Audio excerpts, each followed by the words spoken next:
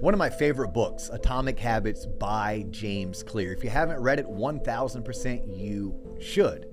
And today's episode is going to lean a little bit into James Clear, but it's actually coming from a dinner I was at just 2 weeks ago with a group of loan originators where we were discussing the 7 habits of highly successful mortgage professionals.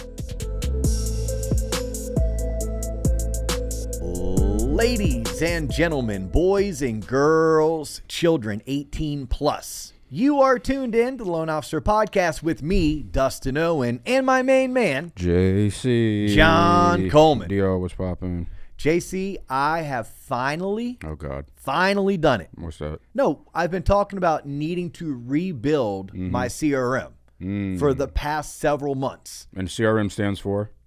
I call it a customer relationship manager. Other people call it client relationship manager. It is a database. How about that? There it is. CRM is a database. It's where I house the information on the realtors that I market to, my prospective borrowers. It's where I put all of my past client information. It's also where I house my circle of influence information. It is where I deploy all of my marketing from. Is this CRM? Is this database of information? And it was something that I built it almost 10 years ago with my previous employer. And when I moved employers about 9 months ago, it was the one thing that I'm like, you know what? I'm going to need to rebuild this. But I'm going to rebuild it on a brand new platform, right? Something that's AI enabled, because my old platform was not AI enabled. And a lot of that copy was like, so 2015, not so 2025, Boomer. As well as the campaign spoke more for the home buyer of yesteryear, not the future home buyer. But just recently, I literally put the finishing touches. So I'm going to be rolling this out to my core 12 branches. Okay. My core 40, 50 loan officers. Let's go. To where I will be able to go out to the market and I'll be able to say, hey, look, when you work with me for my team, not only am I going to invest in you one-on-one and I'm going to coach you and share with you a lot of my best practices, not only am I going to open you up to TLOP originator coaching at no cost to you, so now you have access to my coaches.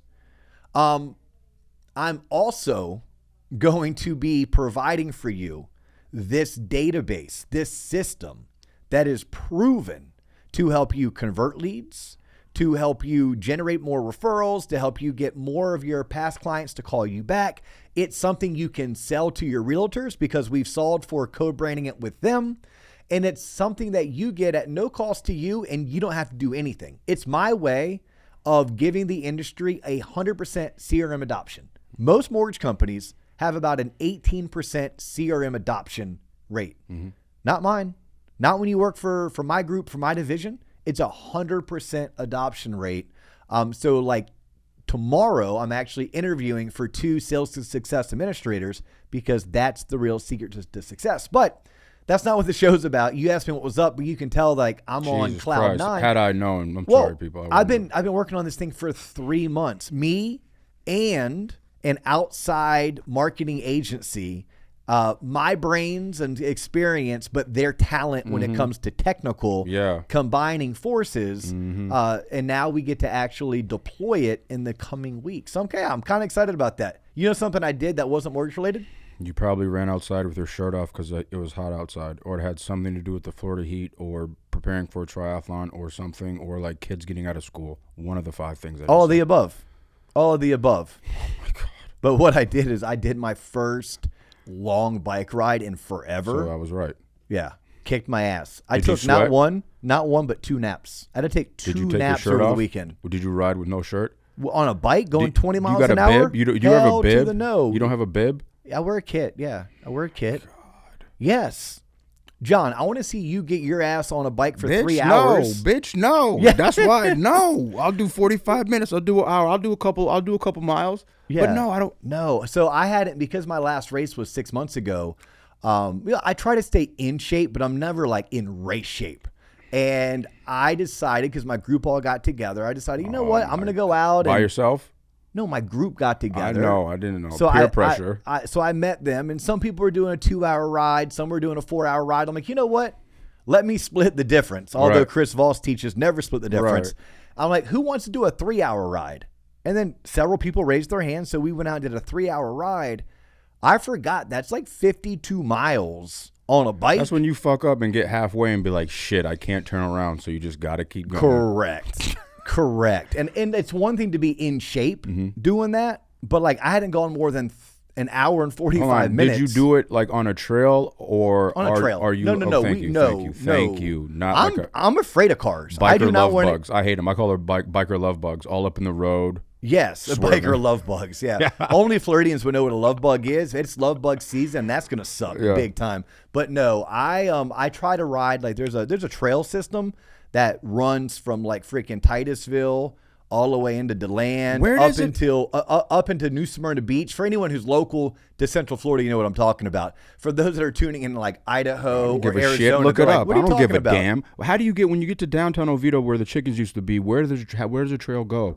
Like if you're going towards, it cuts off. Yeah, I don't take you're talking about the Cross Seminole Trail. I don't take it that direction. Yep. No, but I'll drive to either Titusville, which is 25 minutes from our house. Oh, yeah. Yeah. You can hop on the trail there, take it all the way into DeLand and back, and easily get 60 miles that way. Good for you. Yep. So anyhow, but that's neither here nor there. Well, it kind of dovetails into like, whatever the topic is you're going to talk about today. Well, we have to like make room for today's sponsor. We just did. What's the number one value in business coaching in all of America? Well, simply put, it's TLOP's Originator Coaching. If you want more information about how TLOP can invest in your future success, go to our website, tloponline.com. That's TLOP online.com. Click the link for our coaching session. See all of our products that we offer.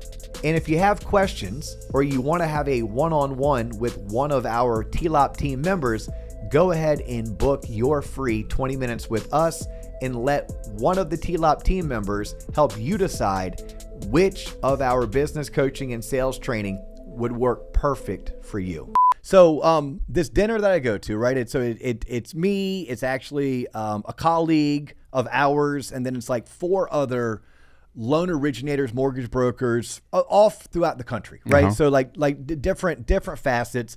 The one common theme is that we all are like gung-ho, all in, obsessed with our careers, and we all, for the most part, achieve at a very high level, right? There's some people that achieve at that I make $1 million a year level at this dinner, and there's some that it's like, look, I'm only 3 years into my career, but I'm already doing 18, 20 million. So we talked about this last episode, I have a high ceiling, a full gas tank, and a go button.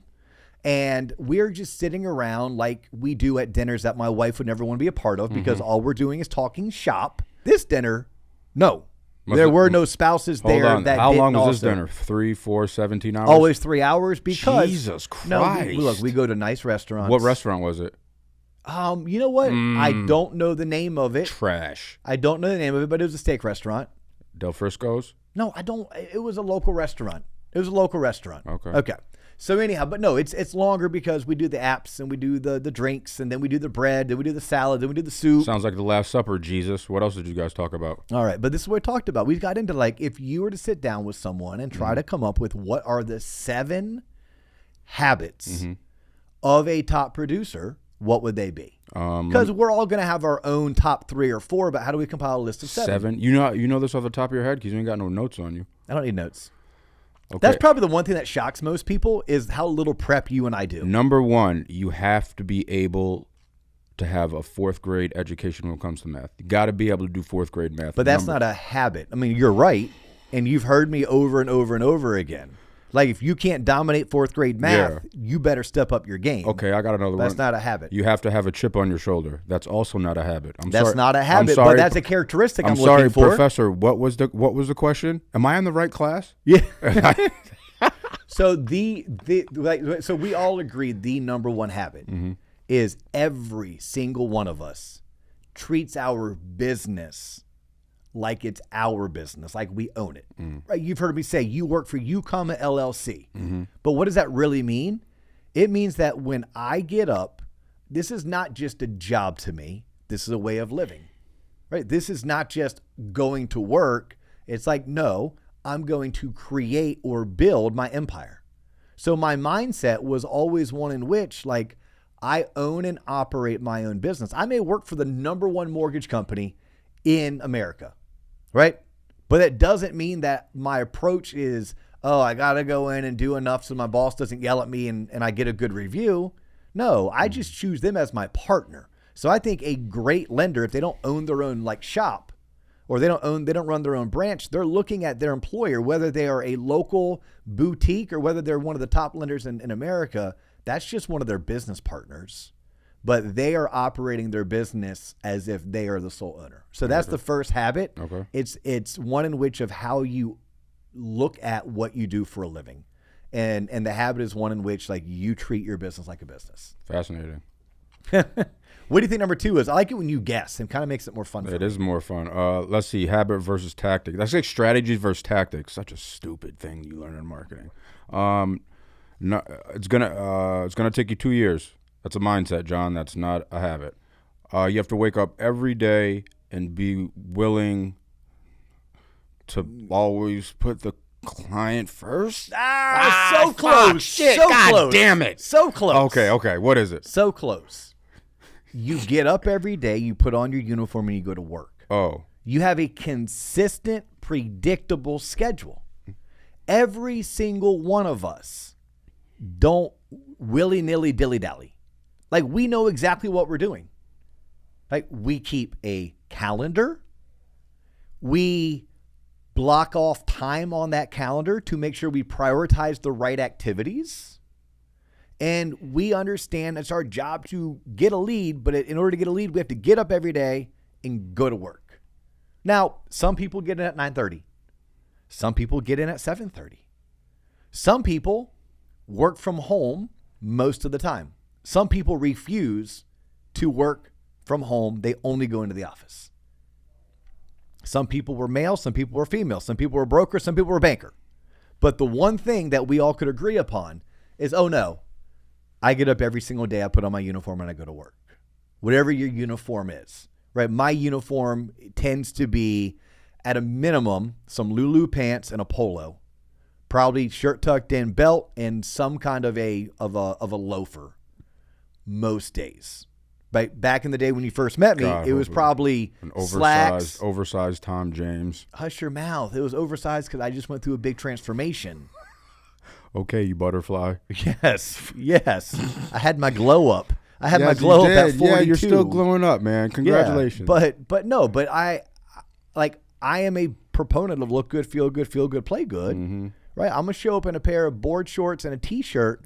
I may give you board short and a t-shirt effort. Yes. Yep. So anyhow, that was the second habit. Okay, I think I got the third one.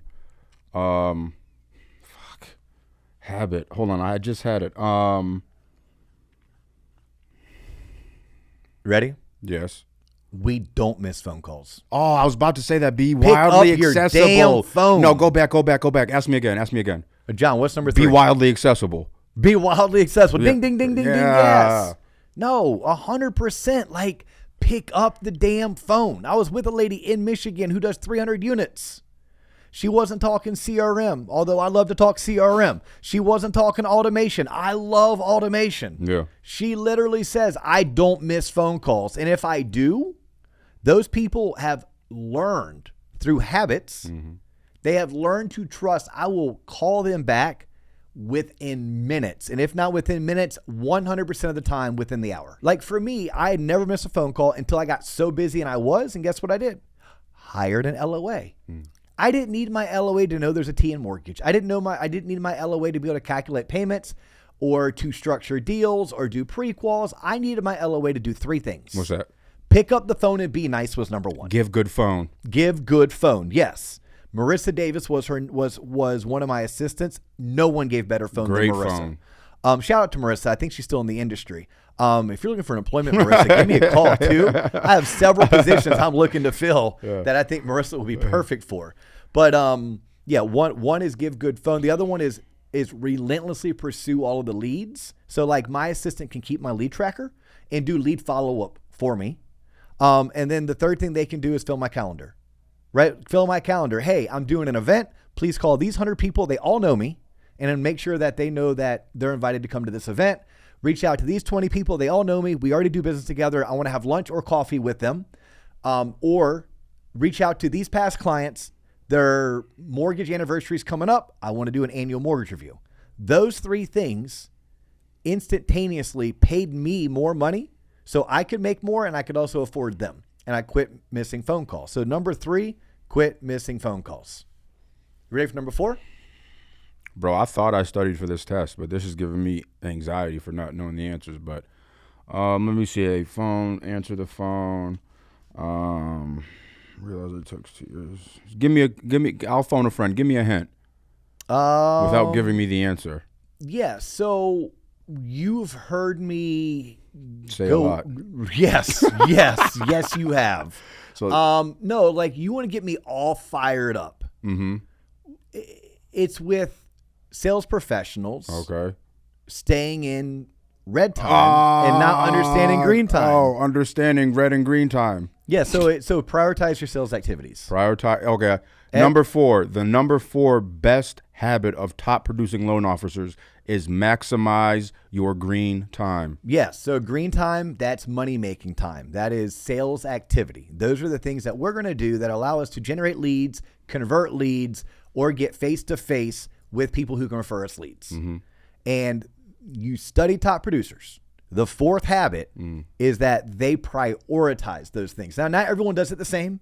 Like we teach and we coach theme days. Why? Because I was coached and taught theme days. Because as an athlete, I follow theme days. Whether it's triathlons or whether it's weightlifting, I follow theme days, right? I always talk about elementary school teachers follow theme days. The garbage collector in my community, they follow theme days. So theme days work regardless of industry.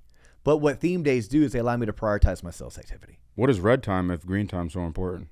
Red time is anything administrative. Anything administrative. So ready? Let's see here. Structuring a loan is red time. It's red time. Like that loan that I'm structuring, I've already got the lead. I've already won the person over. So yes, I know I need to fulfill the order, but that's not going to help me make additional money. That's just me fulfilling the order for the money I made.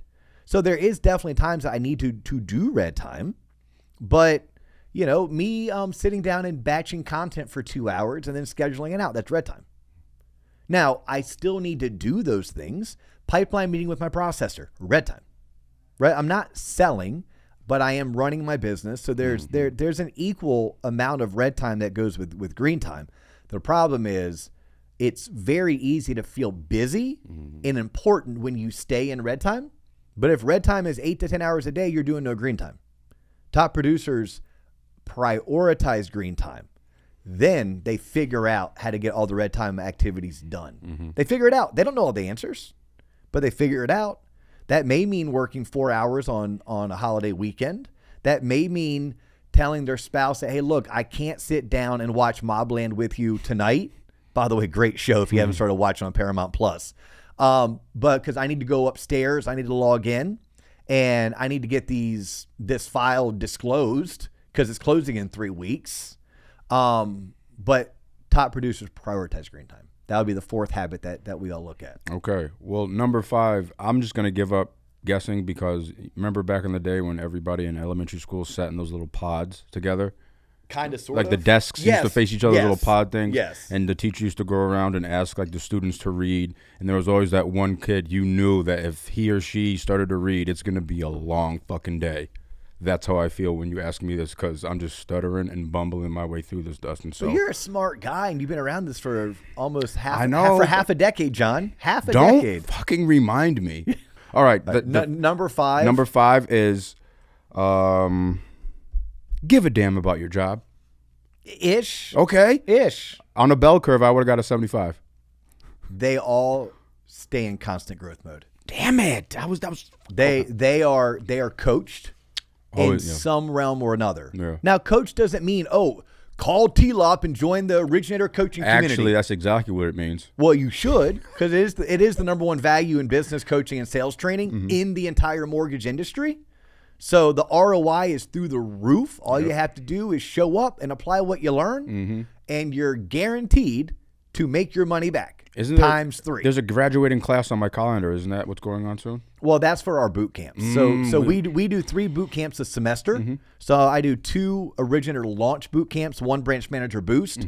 So the first originator launch is graduating this Thursday. Congratulations. That's the spring semester. Then we will take on another 25 boot camp students in the fall semester. But what we're doing now is we're taking on elite students. That's one-on-one coaching with either me or one of the coaches, plus the entire community. Jeez, so people can get everything we give through the community, which is 8 live coaching calls and a library of 100+ training videos. But they can step up their game and get 2 one-on-one with a TLOP coach per month with their community. So anyhow, the 5th is they're in growth mode. So that means they're reading books.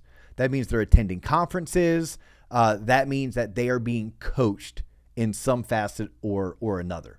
And not always the same coaching system. Academic and right? breeding. Like we have people that come to us from growth only, and then we have people who leave us to go to growth only. I freaking love it. Like, I love the fact that dynamic is out there so we don't have academic inbreeding. Yes. Right? Like, people are going to go to Mastermind Summit, but they also may go to Momentum Builder. Awesome. Right? Like you need to surround yourselves with other types of thought leaders and other top producers. So the 5th habit is one in which they stay in constant growth mode. It's that good enough never is mentality. And it's crazy that when I do calls, the most attentive are typically the people that you're like, oh, you don't need to be here, but they're here. That shows you the type of professional they are and the habits that they formed, that they prioritize making sure that they are constantly learning and improving. Damn, I don't embody any of these traits or habits. So anyway, moving on to the... We have 6 and 7. 6 and 7. Yep, we have 6 and 7 left. High give a shit factor? I don't fucking know. Dustin. Oh, I like that one, right? That's a lower ism. That's a Dan Snyderism, right? Yeah. Like you join lower, you to meet our founder and CEO Dan Snyder, and literally he has written and approved by legal in the playbook. Really? Yes, it's like you must have a high give. I think it's give a damn or give a shit it's factor. Give a shit factor. Give a shit factor. Yeah. Shock factor. Yeah, it's one of the things that attracted me over there, amongst others. No, and 6 and 7 can obviously be interchangeable. Like Neptune and Uranus.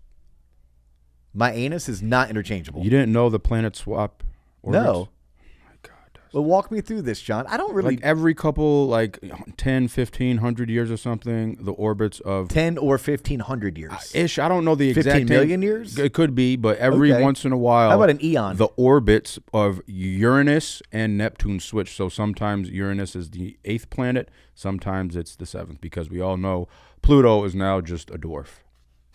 I was today years old when I learned about Neptune and Uranus. I'm sure I learned it in 3rd grade. I just didn't remember it. And then in 6th grade or 7th grade, I was so busy at the planetarium trying to hold Erica Blanchard's hand that you weren't paying attention that there's I was so nervous trying to get her, and she held my hand too. The big How you feel moment. about BIPs and basis points is how I feel about when people talk about the fabric of the universe and atomic structure. Like you get excited. I get curious. It Okay. piques my interest. Do you believe in parallel universe? Yeah. Okay, so how many John Colemans are there out there? Infinite. Infinite. There should have been more, clearly. There should have been more. So number 6 Okay. is they top producers There you go. as a whole. Mhm. They do not do it all. They don't do it all. And it's funny, Alex Hermosi, right, who's a guy that I follow and look up to, right? The dude's just a stud. He's a massive influencer, entrepreneur, sales guru, etc. Hermosi has a recent post that's just a reminder that if you want to make a lot of money, Yeah. be the best at one thing.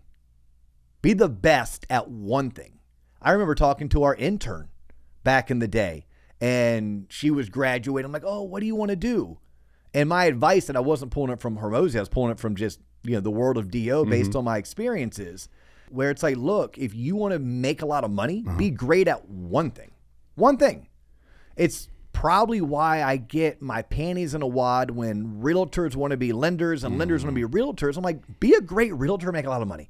Be a great lender, make a lot of money. Why half-ass both and make average money at both? Because I can make a little money doing a lot of different things, and then together, cumulatively, I would become rich. Cool. So that's the mindset of someone who's not a top producer. Because when I study top producers, there's many loans that they can do, but they don't because it's not in their wheelhouse. It ends up being not scalable, not replicatable, not predictable.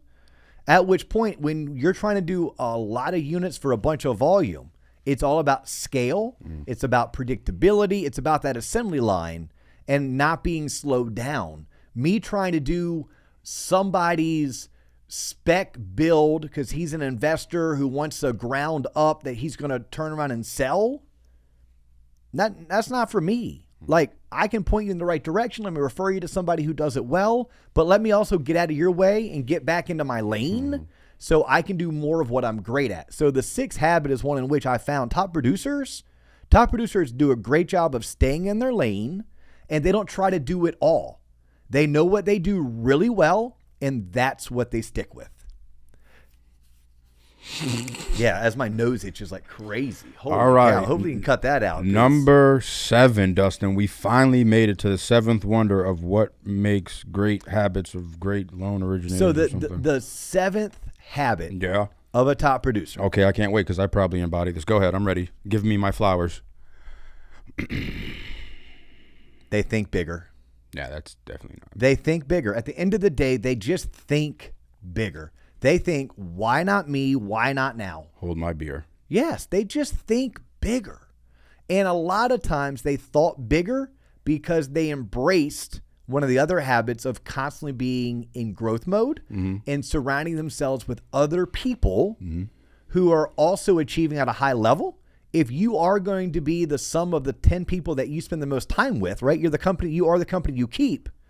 These men and women, through their growth, discovery, their coaching, have been put around other people in the industry that are doing things at a high level. Therefore, they have learned and turned a habit into always wanting to think bigger. So that's it. I mean, those are, if you are trying to figure out what does it take to be a mega producer, a top producer, win awards to places like Cancun or Costa Rica, right? Like make 3, 4, 5, 600 grand a year. Jesus Christ. Be recognized by Scotsman Guide as a top 1% originator. Yes. Embody, embrace those 7 habits. Give it time, right? Just like we talked about, give it time. And then see where you sit 12, 18, 24 months down the road. Why are you laughing at me? Because you scratch your mustache and it makes that little like noise in the microphone. No, I'm scratching my nose. My nose itches. Lay off that dust. It's not even. Maybe it's the dust in here from you like moving all your shit around. Listen, Dustin, that was a really great episode, and I really think that you inspired a lot of loan originators, mortgage brokers, and sales professionals across America with this message. I hope I did, John. Like that's the purpose of it. It's not just clickbait on YouTube. Which, by the way, I want you to go to our YouTube channel and I want you to subscribe. It's not just because I want to create something on Spotify and Apple that people give a 5-star review, although I do, and that's my request. Go to Spotify, go to Apple, give us a 5-star review. And I don't do this just because I want them to share it, but you better believe sharing is caring. Share this with people in your world that would benefit from this type of message. But I share it because it's true. I share it because I wish somebody would have told me this in 2004, 2005, 2006, right? I wish that this type of information was readily available. And then I can only wish I was in a position that I would have been ready to absorb it and consume it. Well said. But our mission is to shape the future of mortgage lending. We do so with our YouTube channel. We do so with this podcast. We do so with the newsletter. Go to my website and sign up for that SOB. It's pretty effing good. TLOPonline.com is the website you'd go to. And we do so through TLOP's originator coaching. That same website can share with you all of our product offering for business coaching and sales training for the mortgage industry. But I do so. What drives me is leaving this industry better than I found it, giving back to an industry that gave me way more than I deserved and way more than I asked for, and also providing something that I wished was provided to me. That's really why we're doing it, John. Well said, Dustin. So if you want to continue tuning in, you can. You're just going to have to wait for the next episode, because he's John Coleman. I'm Dustin Owen. That's all the time we have for you today, until we catch you on the next episode.